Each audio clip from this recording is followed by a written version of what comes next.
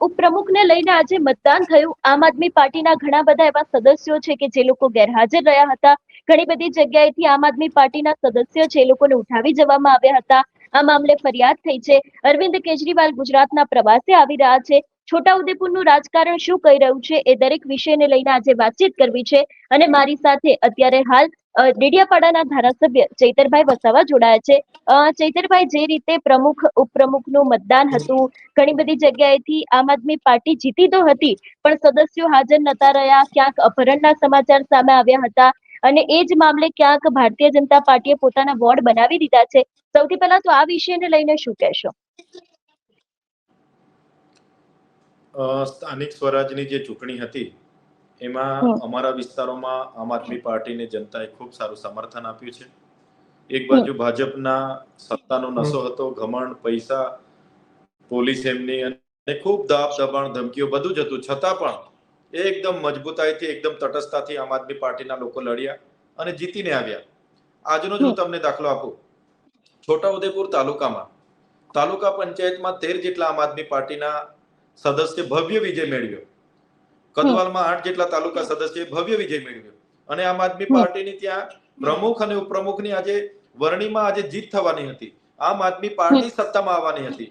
પણ ભૂતકાળમાં કરેલા કૌભાંડો બહાર આવી ના જાય અને ભવિષ્યમાં ભ્રષ્ટાચાર કરવાનું મળે એના માટે સત્તા ટકાવી રાખવા માટે ભારતીય જનતા પાર્ટી કયા હદ સુધી જાય છે એનો તમને હું નમૂનો આપું છું. આ ભારતીય જનતા પાર્ટીના લોકોએ છોટાઉદેપુરના અમારા સદસ્ય પાસે 50-50 લાખ લઈને ગયા. એ લોકો પોલીસને સાથે રાખીને ગયા, છતાં અમારા એક પણ આદમી, એક પણ ચૂંટાયેલો પ્રતિનિધિ આજે 20 દાડાથી એમના પૈસાથી ફૂટ્યો નહીં, તૂટ્યો નહીં. અને આજે એમણે શું કરવું પડ્યું? અમારા 13 જેટલા તાલુકા સભ્ય એ સામાન્ય સભામાં પ્રવેશ મેળવ્યો અને અંદર બેસવા જતા હતા. ત્યાં પોલીસના પૂર્વ આયોજિત, પોલીસ અને ભારતીય જનતા પાર્ટીના નેતાઓના પૂર્વ આયોજિત પ્રમાણે ત્યાં લોકો હાજર હતા. એક બાજુ અમારા સભ્યને 1 બાય 1 એમણે ચેક કર્યા. એરપોર્ટમાં જે બોડી ચેક થાય છે એ રીતના, ભાઈ કોણ છો, હું છે, આ છે, તે છે. અને અંદર ભાજપના ટોળા હતા અને એ ટોળાએ અમારા 3 જેટલા સભ્યને ખેંચીને લઈ જવા માટે બળજબરી કરી. એને બચાવવા માટે અમારા કેટલાક મહિલા સદસ્યોએ તેમને બચાવવાના પ્રયાસો કર્યા, છતાં એમને પણ ઈજાઓ થઈ છે. અને ખેંચીને ધક્કો મારીને ત્યાં જે ગાડીઓ ઊભી હતી એમાં ભરીને અપહરણ કરીને લઈ ગયા. કદવાલમાં અમારા રમણભાઈને આ રીતના અપહરણ કરી લઈ ગયા. અને અમારા લોકોએ કીધું કે ભાઈ ત્યાં સુધી ચૂંટણી મોકૂફ રાખો. અમારા સભ્યને સામાન્ય સભાના દરવાજા પરથી ઉચકી ગયા, એનું કોણ જવાબદારી? એટલે પોલીસે બધાએ, ચૂંટણી અધિકારીએ છતાં પણ પ્રમુખ અને ઉપપ્રમુખની વરણી કરાવી દીધી. એટલે આ જ દેશમાં ચાલી રહ્યું છે, આ જ ગુજરાતના સમગ્ર તાલુકાઓમાં ચાલી રહેલું છે. આ ભાજપના લોકો પોલીસનો ઉપયોગ કરીને લોકશાહીનું ચીરહરણ કરે છે. આ લોકશાહી પર કલંક પડે એવી આ ઘટના ઘટી છે. જે જનતાએ જનાદેશ આપ્યો એ જનતાના જનાદેશનો ઉલ્લંઘન કરીને પોતે સત્તા ટકાવી રાખવા માટે જે અપહરણ કરીને જે લઈ ગયા છે, ત્યારે જનતા ક્યારે માફ નહીં કરે. અને આપના માધ્યમથી ગુજરાતની જનતાને અપીલ કરું છું, જનતા જાગે. જે લોકશાહીનું હનન થઈ રહ્યું છે, સંવિધાનને આજે એ લોકો બદલી રહ્યા છે, ત્યારે જનતાએ જાગવું પડશે. આ પોલીસ પર જવાબ લેવા પડશે, સરકાર પર જવાબ લેવા પડશે કે આટલો બધો તો સ્ટેન ઓર્ડર છે ભાજપને કે ભાજપે આમ આદમી પાર્ટીના ઉમેદવારોનું અપહરણ કરવું પડે, જીતેલા સભ્યનું અપહરણ કરવું પડે. આટલી બધી ભાજપને કયું એટલું ખોટું કર્યું છે જે છુપાવવા માટે ભાજપ આ કરે છે? અમે કીધું છે આવનારા દિવસોમાં આ ચૂંટણી અધિકારીઓની સામે અમે ચૂંટણી પંચમાં અને લીગલ રીતે નામદાર હાઈકોર્ટમાં પણ જવાના છે. પણ ચૈતરભાઈ, આ વાત થઈ અપહરણ થયેલા ઉમેદવારોની. ઘણી બધી જગ્યાએ આમ આદમી પાર્ટીના સદસ્યો હાજર જ નથી રહ્યા, તો એની પાછળ પણ તમને શું ભારતીય જનતા પાર્ટી લાગી રહી છે? અત્યાર સુધી ભારતીય જનતા પાર્ટીના લોકોએ 50-50 લાખ તાલુકા સભ્યને આપવા માટે ઘરે ગયા. ફોડવા તોડવાની વાત થઈ, પણ અમારો એક પણ માણસ તૂટ્યો નથી. છેલ્લી રાત હતી તો કેટલાક લોકોને રાતેથી આ લોકોએ અપહરણ કર્યા છે, અને એમાં પોલીસની ભૂમિકા છે. તમામ જગ્યાએ જે પોલીસે કામ કર્યું છે તો ભાજપના કોઈ ધારાસભ્ય કે સાંસદે ના કર્યું હોય એટલું પોલીસના એસપી, પીઆઈ, પીએસઆઈઓ, એમના એલસીબી, એસઓજી આ ગુજરાતમાં આજે ભાજપના દલાલ બનીને કામ કરે છે. ત્યારે આમ આદમી પાર્ટીનો માણસ એમના ડરથી, એમની ધમકીઓથી નથી ડર્યો. લડ્યો, જીત્યો અને લોકોના વિશ્વાસને ટકાવી રાખવા માટે, સંવિધાનને ટકાવી રાખવા માટે, લોકશાહીને જીવંત રાખવા માટે પોતાના પરિવારની જોખમે પણ એ લડ્યો છે. છતાં આજે ભાજપની પોલીસ અને ભાજપના નેતાઓના કારણે કેટલીક જગ્યાએ અપહરણો થયા, કેટલીક જગ્યાએ ઉચકીને લઈ ગયા, સામાન્ય સભા પતી ગઈ પછી ઘરે મૂકી ગયા. જે ઘટના સામે આવી છે, જે દુઃખદ છે. જો જનતા ગુજરાતની નહીં જાગશે તો આવનારા દિવસોમાં ગુજરાત અને દેશ કયા દિશામાં જશે તે બધા જ લોકોએ વિચારવું પડશે. પણ ચૈતરભાઈ, તમે જે રીતે કીધું એ રીતે કે ક્યાંક ભારતીય જનતા પાર્ટી આ બધું કર્યું છે, જો અત્યારની સ્થાનિક સ્વરાજની ચૂંટણીમાં આવી પરિસ્થિતિ છે તો હવે તો એક જ વર્ષમાં વિધાનસભાની ચૂંટણી આવી રહી છે, તો પછી આમ આદમી પાર્ટી એ લોકોની સામે એટલી સક્ષમ છે ખરી કે લડી શકશે? છે. આમ આદમી પાર્ટી બેન સક્ષમ છે. એમના બધા જ પ્રયાસો પછી પણ 5,500 ઉમેદવારો અમારા લડ્યા, એમાંથી પણ 500 થી વધારે અમારા જીત્યા. એમાં પણ એક જિલ્લા પંચાયત અમે કબજે કરી છે. એમાં પણ 12 જેટલી તાલુકા પંચાયતોના અમારા પ્રમુખ ઉપપ્રમુખ બેસી ગયા છે. એટલે આમ આદમી પાર્ટી તો ધીરે ધીરે આગળ વધે જ છે. અને અમે તો તમને કહીએ છીએ ને, 27માં પણ આનાથી પણ વધારે પોલીસનો ઉપયોગ કરશે તો પણ અમે વિધાનસભા લડવાના છે અને 27માં અમે જીતવાના છે. પણ જે પ્રકારે મને દુઃખ સાથે કહેવું પડે છે, એવા તો કેવા કૌભાંડો ભાજપે કર્યા હશે, એવો તો કેવો ભ્રષ્ટાચાર કર્યો હશે કે એમણે આજે એક ઉમેદવારને ફોડવા માટે 50 લાખ આપવા જવું પડે, સત્તા ટકાવી રાખવા માટે અપહરણ કરવા પડે. વિચાર કરો તમે, પોલીસનું શું કામ છે? સુરક્ષા, સલામતી, શાંતિ પૂરી પાડવાનું કામ છે. અને પોલીસ આજે એજન્ટ બનીને કામ કરે છે. પોલીસ વાળાને શરમ આવી જોઈએ. જે બંધારણની, સંવિધાનની એમણે શપથ લીધા છે, એમને થોડીક તો એમના અંદરની ઈમાનદારી તો જગાડવી પડશે. ગુજરાતની જનતાને મેં કહેવા માંગુ છું કે જાગો અને આ પરિવર્તનની દિશામાં જે પણ તમે બદલાવ ઈચ્છો છો, એ આવા નેતાઓ, કૌભાંડીઓ અને આવા પોલીસ અધિકારીઓના લીધે આજે જનાદેશનો જે ઉલ્લંઘન થયું છે, એના માટે જનતાએ જાગીને એનો જવાબ આપવો પડશે.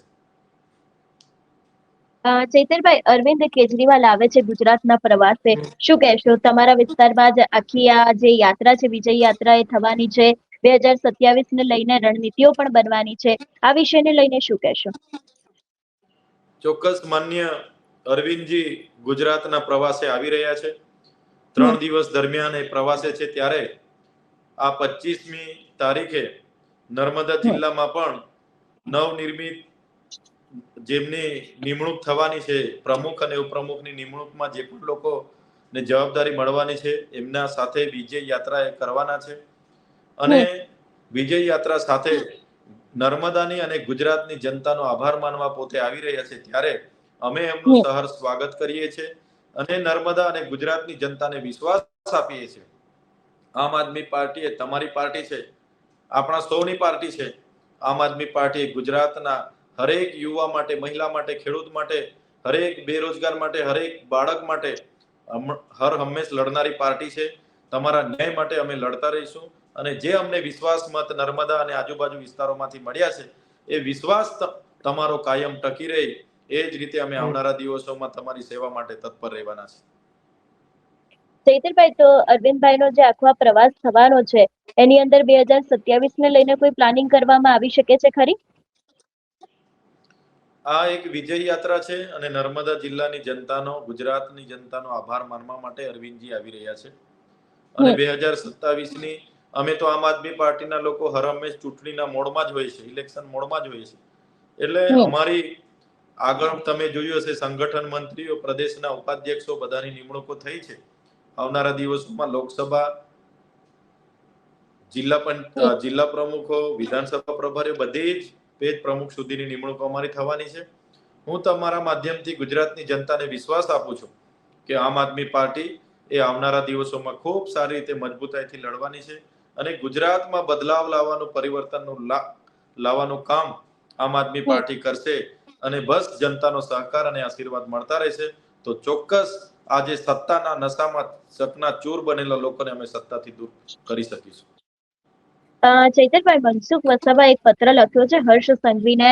લખવામાં આવ્યું છે કે જે રાજકીય પક્ષના નેતાઓ છે, એની સાથે પોલીસ છે, એ લોકોના રહેમ નજર હેઠળ જ આખા વિસ્તારમાં દારૂની રેલમછેલ થઈ રહી છે, દારૂ મળી રહ્યું છે, યુવાધન બરબાદ થઈ રહ્યું છે. આ વિષયને લઈને શું કહેશો? કારણ કે એક તો એ પોતે ભારતીય જનતા પાર્ટીના સાંસદ અને જે ગુજરાતમાં દારૂબંધી છે એ જ દારૂની વાતને લઈને એમના દ્વારા હર્ષ સંઘવીને પત્ર લખવામાં આવ્યો છે. તમારું શું માનવું છે? મારે આપના માધ્યમથી મનસુખભાઈ વસાવાને વિનંતી છે, જે રાજકીય નેતાઓ દારૂના ધંધાથી જોડાયેલા હશે એમને જેટલા પણ મનમાં કે ખબર હશે કે એમને ધ્યાન હશે, એમના નામ જાહેર કરી દે. એનાથી જ ખબર પડી જશે કે કોણ નેતાઓ દારૂના ધંધા સાથે જોડાયેલા છે અને કઈ પાર્ટીના છે. બીજું કે મનસુખભાઈ વસાવાને શું આજે ખબર પડી? અમે તો વર્ષોથી બૂમ મારીએ છીએ કે અહીંયા પોલીસ પેટ્રોલિંગ કરીને દારૂ પહોંચાડે છે, પોલીસનું વોટ્સઅપ ગ્રુપ ચાલે છે, અહીંયા પોલીસનું ભરણ લેવા માટે મહિને જાય છે. એમના અમે તો સીસીટીવી ફૂટેજ પણ ગુજરાત સરકારને આપ્યા છે, જાહેર કર્યા છે. કેમ તમારી સરકાર કામ કરતી નથી? માત્ર ને માત્ર પત્ર લખીને સ્ટંટબાજી કરવાનું બંધ કરો. તમારી સરકાર જો તમારું કહેલું નથી માનતી, જો બુટલેગરો પર, જો આવા રાજકીય નેતાઓ પર, જો આવા પોલીસ અધિકારીઓ પર કાર્યવાહી નથી કરતી, તો ખુલીને મેદાનમાં જઈને રાજીનામું ધરી દો તમારી સરકારમાં. કહો એમને કે ભાઈ યુવાધન બરબાદ થાય છે એટલે હું તમારી પાર્ટી સાથે નથી, તમારી સરકાર સાથે નથી. તમારા ભાજપના નેતાઓ આ પ્રકારના ભરણો લઈને કમલોમાં હપ્તાઓ લે છે એટલે હું આ રાજીનામું ધરું છું એવું ધરી દે મનસુખભાઈ. કેમ ધરતા નથી? બસ પત્ર લખીને સ્ટન્ટ કરવાથી શું થવાનું છે? દારૂબંધી થઈ અમલવારી થઈ જવાની છે. એટલે માત્ર પત્ર લખીને ગૃહમંત્રીને અને મીડિયામાં સ્ટન્ટ કરવાનાથી દારૂબંધીનો અમલવારી થવા નથી. જેટલા પણ દારૂના બુટલેગરો છે એમને ભાજપના નેતાઓના 4 હાથ છે, આશીર્વાદ છે, ભાજપના નેતાઓના જ આશીર્વાદ છે. અને ચૂંટણીઓમાં તો એ લોકોએ અહીંયા ખુલીને કીધું હતું કે તમે સ્વતંત્ર ધંધો કરો, તમને અમે ક્યાંય અટકાવીશું નહીં, તમારા માટે આ ખુલ્લું મોકળું મેદાન છે. પણ તમારે ભાજપના ઉમેદવારને જીતાડવા માટે હર હંમેશ એ લોકોએ પ્રયાસો કરવાના છે. બધા જ બુટલેગરો ભાજપના ઉમેદવારોને જીતાડવા માટે રેલમછેલ કરી છે દારૂની. ત્યારે મનસુખભાઈ ક્યાં હતા? મનસુખભાઈને બધું જ ખબર હતું, ત્યારે કેમ નથી બોલ્યા? ત્યારે પણ બોલવું જોઈએ. એટલે મારે તો વિનંતી છે, જેટલા પણ નેતાઓ રાજકીય કોઈ પણ પાર્ટીના હોય, દારૂના ધંધા સાથે જોડાયેલા હોય, એમની યાદી મનસુખભાઈ પર છે તો એ મીડિયાને જાહેર કરે, ગુજરાતની જનતાને જાહેર કરે. સાથે સાથે તમારી નિષ્ફળ ગયેલી સરકારને પત્ર લખવાથી કંઈ થવાનું નથી. તમારે રાજીનામું ધરી દેવું જોઈએ. જે મનસુખભાઈ રાજીનામું ધરી દે, દારૂબંધી અમલ નથી થતી એના વિરોધમાં, તો અમે પણ મનસુખભાઈના સમર્થનમાં રહીશું અને મનસુખભાઈ માટે લાલ લાજમ પાથરીશું. પણ ચૈતરભાઈ, અત્યાર સુધી મનસુખભાઈએ ઘણી બધી રજૂઆતો કરી છે. રોડ રસ્તાની બાબત હોય, અધિકારીઓને ખખડાવતા હોય, ભ્રષ્ટાચારની બાબત હોય. હવે દારૂને લઈને હર્ષ સંઘવીને રજૂઆત કરી છે. ચોખ્ખું કહેવામાં આવ્યું છે કે યુવાધન અહીંયાનું અમારું બરબાદ થઈ રહ્યું છે, તમે કોઈક પગલા ભરો. તો શું આ સરકાર એના ઉપર કામ કરશે ખરી? કારણ કે આની પહેલાની રજૂઆતો સરકારે સાંભળી નથી. મનસુખભાઈની માત્ર પત્ર લખવાની, રજૂઆત કરવાની એમનું સંગઠન, એમની સરકાર એક પણ કોઈ માનતું નથી. એમના પોતાના ખુદના ગામનો રસ્તો, જે જૂના રાજનો ગામનો રસ્તો, 60 ટર્મના સાંસદના ગામનો રસ્તો સરકાર બનાવતી નથી. અમે વિધાનસભામાં રજૂઆત કરી, વિધાનસભામાં ખાતરી આપી. એમના અર્જુનભાઈ મોઢવાડિયા જે વન મંત્રી છે, એમણે ખાતરી આપી કે અમે હમણાં 2 દિવસમાં ચાલુ કરાવી દઈએ છીએ. એને આજે 2 મહિના થઈ ગયા, પછી પણ ચાલુ નથી થતો. એટલે આજ એ સાંસદ સિનિયર છે, પણ એમની પાર્ટીમાં એમનો સૂકો પાપડ પણ તૂટતો નથી. એટલે મને લાગે છે કે દુખે પેટ ને કૂટે માથું જેવી હાલત મનસુખભાઈની આજે છે. મનસુખભાઈની જો આવી રીતના જ અવગણના થતી હોય તો મનસુખભાઈ સ્વૈચ્છિક રાજીનામું ધરી દેવું જોઈએ. ચૈતરભાઈ, જે રીતે ગુજરાતમાં પેટ્રોલ અને ડીઝલના ભાવ વધી રહ્યા છે, ખેડૂતોને અત્યારે ખૂબ જ તકલીફ પડી રહી છે. છોટાઉદેપુરમાંથી ઘણા બધા એવા દ્રશ્યો સામે આવે છે કે ખેડૂતો છે, લોકો લાંબી લાંબી લાઈનોમાં ઊભા હોય, ત્યાં જઈને ડીઝલ માંગે તો એમને પૂરતું ડીઝલ નથી આપવામાં આવતું. એના કારણે એ લોકોને ભારે નુકસાન થઈ રહ્યું છે. ખેડૂતોની અંદર ખૂબ જ ચિંતા છે. આ વિષયને લઈને તમે શું કહેશો, વધતા ભાવને લઈને? આ વિષયને મેં એટલું જ કહીશ કે તમે નરેન્દ્ર મોદી જ્યારે મુખ્યમંત્રી હતા તે વખતના બધા વિડીયો ફૂટેજ તમે ઉઠાવીને જોઈ લેજો. કેવી એમણે ભાષણો ઠોક્યા છે. આજે પોતે વડાપ્રધાન છે અને પોતે વડાપ્રધાન બન્યા પછી દેશના અર્થતંત્રની શું હાલત છે એ પણ તમે જોઈ લેજો. એક બાજુ ઓછું તેલ ખાવાની, એક બાજુ તમારે પ્રાઇવેટ ગાડીઓ નહીં ફરેવાની, એક બાજુ કેવી એમણે સોનું નહીં ખરીદવાની જેવી અપીલ કરવાની, અને બીજી બાજુ પોતે 8,000 કરોડનું વિમાન લઈને વિદેશોમાં ફરવાનું અને જનતાને અહીંયા લાઈનો પર ઉભા રાખી દેવાનું. ખાતર માટે લાઈનો, ડીઝલો માટે લાઈનો, હરેક લાઈનો લાઈનો લાઈનો. આ શું જનતાને શું મૂર્ખ સમજે છે ભાજપ વાળા કે સમજાતું નથી. એટલે જે જનતાને આજે જે તકલીફ પડે છે એનું સૌથી મોટું જો કોઈ કારણ હોય તો એ નરેન્દ્રભાઈ મોદી છે. રશિયા ક્રૂડ ઓઇલ આપવા માટે તૈયાર છે, પણ નરેન્દ્રભાઈ મોદી અમેરિકાના ખબર નહીં કયા મુદ્દાના દબાણમાં છે કે રશિયા આપે છે, સસ્તું આપે છે, છતાં ખરીદવા તૈયાર નથી. આજે ખેડૂતો અને દેશની જનતા આજે લાઈનો પર છે. એનું કારણ જો સૌથી મોટું હોય તો ભારતીય જનતા પાર્ટીની નિષ્ફળતા છે. એટલું જ હું કહીશ. પણ ચૈતરભાઈ, આને કારણે તો ગુજરાતના ઘણા બધા એવા ધંધા ઉપર આની અસર થઈ રહી છે. મોરબીનો સિરામિક ઉદ્યોગ હોય કે પછી કચ્છનો ટ્રાન્સપોર્ટ હોય, એ પણ ક્યાંક બંધ થવાની આરે છે. તો આના ઉપર સરકારે નક્કર પગલા ભરવા જોઈએ ખરી? અરે ભરવા જ જોઈએ, પણ સરકાર કાં કરે છે ભરે? કાં ભરે છે? અરે આખો દેશ લાઈન પર છે, અસમજમાં છે, ઇમરજન્સીમાં છે. આજે એમના રાજ્યસભાના સાંસદ રૂપાલાએ કીધું, લોકસભાના સાંસદે, કે 40% 40 દિવસ ચાલે એટલું જ પેટ્રોલ ડીઝલ છે. તો વિચાર કરો આજે હું હાલત કરેલી છે. તો આ તો કરવું જવાબદારી એમની છે, પણ કરતા નથી. એટલા માટે જનતા આજે રજડે છે. એટલે જનતાએ જ જાગવું પડશે. જનતાએ જ જાગીને આ લોકોને સબક શીખવવું પડશે, એવું તો હું માનું છું. ચૈતરભાઈ, અત્યાર સુધીમાં ત્યાં ભારતીય જનતા પાર્ટીનું શાસન રહ્યું છે, પણ કોઈ કામ થયા નથી. આદિવાસીઓની અંદર એટલો ભારે રોષ જોવા મળી રહ્યો છે. તો હવે જ્યારે ઘણી બધી બેઠકો આ વખતે સ્થાનિક સ્વરાજની ચૂંટણીમાં આમ આદમી પાર્ટીને મળી છે, તો પછી હવે આપના નેતાઓ ધીરે ધીરે કામ કરશે ખરી? કારણ કે આના ઉપરથી પરિણામ 2027નું પણ એટલું જ નક્કી થવાનું છે. હા, કરશે. મને પૂરે ભરોસો છે. જેટલા પણ લોકો ચૂંટાઈને આવેલા છે એ સામાન્ય પરિવારમાંથી આવેલા છે. નાની મોટી સમસ્યાઓ જાણનારા લોકો છે, ગ્રાઉન્ડના લોકો છે, અને અમારા માર્ગદર્શન હેઠળ એ લોકોની સેવા કરશે. હું તમને ખાતરી આપું છું, 1996 થી પૈસા એકની અમલવારી આ વિસ્તારમાં થઈ છે, પણ આજે પણ ગામડાવાળાને ખબર નથી. બારોબાર જમીનો જાય છે. શરૂઆત અમારી ત્યાંથી થશે કે એ 1996ના પૈસા એક્ટની દરેક ગ્રામ સભાઓમાં જાણકારી આપવામાં આવે અને લોકોની એમાં જાગૃતિ વધે. એ કામ અમારું હશે. બીજું કે આ વિસ્તારમાં જે લોકોએ ખેડાણ કર્યા છે એમને એમની સનતો મળી જાય, એના પ્રયાસો અમે સરકારમાં કરીશું.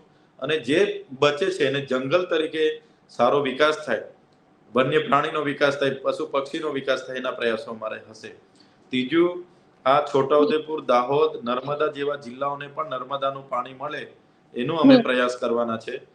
ચોથું, આ વિસ્તારમાં કુપોષણ જે છે એને દૂર કઈ રીતના કરી શકાય, એની જાગૃતિ કઈ રીતના લાવાય, એ અમારા પ્રયાસો હશે. અનુસૂચિ 5 પ્રમાણે રૂઢિગત ગ્રામ સભાની જે પેટર્ન છે, કે પાવર છે, કે ભાઈ જે પણ ગામમાં રેતી, કંકર, કોલસો કે જે પણ લિગ્નાઇટ કે કંઈ પણ મળે એમાંથી 50% ગામ સભાને, એમાંથી સ્વભંડોળ મળે, રોયલ્ટી મળે, એની પણ અમે જાગૃતતા લાવીને ગામ સભાઓને આપવાના છે. એવા અનેક મહત્વના મુદ્દાઓ છે જે ભાજપ સરકારે પોતાના 30 વર્ષના શાસનમાં નથી કર્યું, જે અમે ચૂંટાઈને આવવાથી ગ્રામ પંચાયત, તાલુકા પંચાયત અને જિલ્લા પંચાયતોને સાથે રાખીને અમે કરીશું. પણ ચૈતરભાઈ, તમે જ કહો છો કે ભાજપે 30 વર્ષમાં જે કામ નથી કર્યા એ કામ હવે થશે, પણ શું એ આટલા ટૂંકા ગાળામાં થશે ખરી? કારણ કે ત્યાંના પ્રશ્નો વધી રહ્યા છે. રોડ રસ્તાના હોય, સ્થાનિક કહી શકાય પાયાની સુવિધા તે લોકો પાસે નથી. તો શું આમ આદમી પાર્ટી એ કરી શકશે ખરી જે 30 વર્ષમાં ના થયું એ? અમે ધારાસભ્ય ચૂંટાયા પછી 3.5 વર્ષ થયા છે. અમે જનતાના કામ કર્યા છે, તો જ જનતાએ અમને આટલા બધા મત આપ્યા છે. અમારી પાસે તો નથી પૈસા, નથી દારૂ, નથી પોલીસ, નથી તંત્ર યંત્ર સર્વત્ર, છતાં જનતા મત આપે છે ને. તો કામ કરીએ છીએ તો જ આપે છે.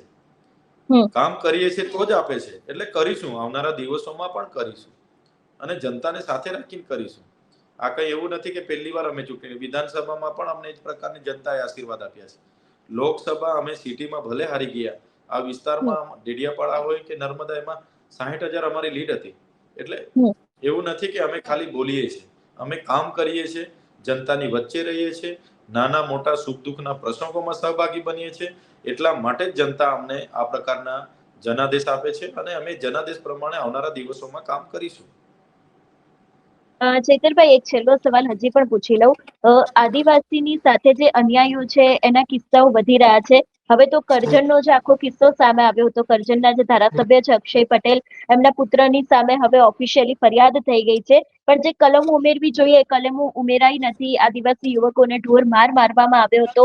અત્યારે આ મામલે ઘણા બધા લોકો છે, આદિવાસી સમાજના લોકો છે, એ લોકો મેદાને આવી રહ્યા છે. આખા આ બનાવને લઈને શું કહેશો? બેન, આ સરકારે પોલીસનો એટલો બધો દુરુપયોગ કર્યો છે એ તો તમે અને અમે તમારા ને અમારાથી વધારે કોણ જાણશે? તમે પણ ખૂબ સારી રીતે જાણો છો મીડિયા પર કેટલું કંટ્રોલ છે, પોલીસનું કેટલી ધમકીઓ મળે છે, દબાણ મળે છે. તમને પણ વેઠવાનું આવે છે, મેં પણ વેઠ્યું છે. તો આ જ વાત છે કે જે પોલીસ વિપક્ષના ધારાસભ્ય તરીકે અમારા પર એક ધડાકે 3 FIR કરી દેતી હોય, એ જ પોલીસ શાસક પક્ષના ધારાસભ્યના પુત્ર ઢોર માર મારે, બાંધીને મારે, લોકો ફરિયાદ દાખલ કરવાની આજીજી કરે પછી પણ ના કરે. એ શું બતાવે છે? એ જ બતાવે છે કે ગુજરાતના પોલીસમાં 2 પ્રકારના અધિકારીઓ છે. એક પોતાની ફરજ નિષ્ઠા, કર્તવ્ય સાથે પોતાના પરિવારની જોખમે નિભાવે છે અને જનતાને સુખ શાંતિ અને સલામતી પૂરી પાડે છે. બીજા પોલીસ અધિકારીઓ જેમને પોસ્ટિંગ લેવું છે, જેમને પ્રમોશનો લેવા છે, એવા પોલીસ અધિકારીઓ ભાજપના નેતાઓને વહાલા થવા માટે આ પ્રકારના કૃત્ય કરે છે, જે કાયદામાં માનતા નથી, જે લોકો બંધારણમાં માનતા નથી અને જે લોકો એક એજન્ટ તરીકે કામ કરે છે, તો એ લોકો આવું પણ કરે છે. એ જ બતાવે છે. એટલે જ્યારે પણ આમ આદમી પાર્ટીની સરકાર 2027માં ગુજરાતમાં બનશે તો એવા પોલીસ અધિકારીઓ સામે અમે કાર્યવાહી કરાવીશું અને ગુજરાતમાં સમરસતા આવે, તમામ જેની જે જવાબદારી છે એ નિભાવે એ પ્રકારના પ્રયાસો અમારા રહેશે. ચૈતરભાઈ, છેલ્લા ઘણા સમયથી એક સવાલ પૂછવા માંગુ છું. છેલ્લા ઘણા સમયથી જે કોકરોચ જનતા પાર્ટી ચર્ચામાં આવી છે, કદાચ આ વાત અને આ સમાચાર તમારા સુધી પણ પહોંચ્યા જ હશે. એ લોકોને જે બેરોજગાર કહેવામાં આવી હતી ને, એ બાદ આખી આ પાર્ટીનું સોશિયલ મીડિયા ઉપર સર્જન થયું હતું. એનું નામ કોકરોચ જનતા પાર્ટી આપવામાં આવ્યું હતું. તમારો શું અભિપ્રાય છે? આખી જે પાર્ટી ઊભી થઈ છે, અત્યારે જે આક્ષેપો મૂકવામાં આવી રહ્યા છે, સરકારની સામે પણ એટલા જ આક્ષેપો છે, આ વિષયને લઈને શું કહેશો? જે પ્રકારે એક CGI સુપ્રીમ કોર્ટના જજ દ્વારા જે યુવા પેઢીઓને જીજેન છે એમને જે આ પ્રકારનું કોકરોચ તરીકેનું સંબોધન જેમણે કર્યું છે એ ખૂબ જ નિંદનીય છે. એ જ બતાવે છે કે મહત્વના બંધારણીય પદ પર રહેલા લોકોની માનસિકતા શું છે. આજે સુપ્રીમ કોર્ટ હોય, હાઈકોર્ટ હોય, સેશન કોર્ટ હોય, નીચલી કોર્ટ હોય, જજીસના યાદી તમે જોઈ લેજો. એ જજીસ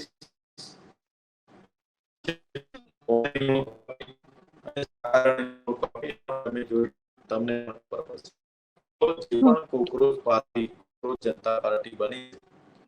મને લાગે છે કોકરોચ જનતા પાર્ટી આવનારા દિવસોમાં ખૂબ આગળ વધશે અને દેશમાંથી જે ભારતીય જનતા પાર્ટીએ જે બેરોજગારીથી માંડીને જે ઊભું કર્યું છે એમને આવનારા દિવસોમાં ખતમ કરવા માટે કોકરોચ જનતા પાર્ટી આગળ મને લાગે છે. અમે થોડા દિવસ પહેલા એમને જોયું હતું અને આજે જોઈએ છે તો ખૂબ આગળ વધી ગઈ છે. એટલે આવનારા સમયોમાં કોકરોચ જનતા પાર્ટી બદલાવ લાવવા માટે મહત્વની ભૂમિકામાં હશે એવું હું વ્યક્તિગત માનું છું. બિલકુલ ચૈતરભાઈ, આપ અમારી સાથે જોડાય બદલ આપનો ખૂબ ખૂબ આભાર. જી ધન્યવાદ. આપણે ડેડિયાપાડાના ધારાસભ્ય ચૈતર વસાવાની સાથે વાતચીત કરી. અત્યારે છોટાઉદેપુરમાં શું રાજકારણ ચાલી રહ્યું છે, મનસુખ વસાવાના પત્રને લઈને પણ ઘણી બધી ચર્ચાઓ કરી છે. અરવિંદ કેજરીવાલ કે જે ગુજરાતના પ્રવાસે આવવાના છે અને એમના પ્રવાસની અંદર શું ચર્ચાઓ થઈ શકે છે, આ પ્રવાસમાં મુખ્ય ઉદ્દેશ શું છે, એ પણ વિષયને લઈને ચર્ચાઓ કરી છે. જોવાનું એ રહેશે કે હવે આગામી સમયમાં આ સમગ્ર મામલે શું નવાજૂની થાય છે, ખુલાસા થાય છે. આમ આદમી પાર્ટીનું જે અત્યારનું પરિણામ છે 2027માં કેવું જોવા મળે છે, એ પણ જોવાનું રહેશે. આ સમગ્ર વિષયને લઈને તમારો શું અભિપ્રાય છે, અમને કમેન્ટ કરીને ચોક્કસથી જણાવજો. તેની સાથે અમારી ચેનલ નિર્ભય ન્યૂઝને લાઇક, શેર અને સબસ્ક્રાઇબ કરવાનું ભૂલશો નહીં. નમસ્કાર.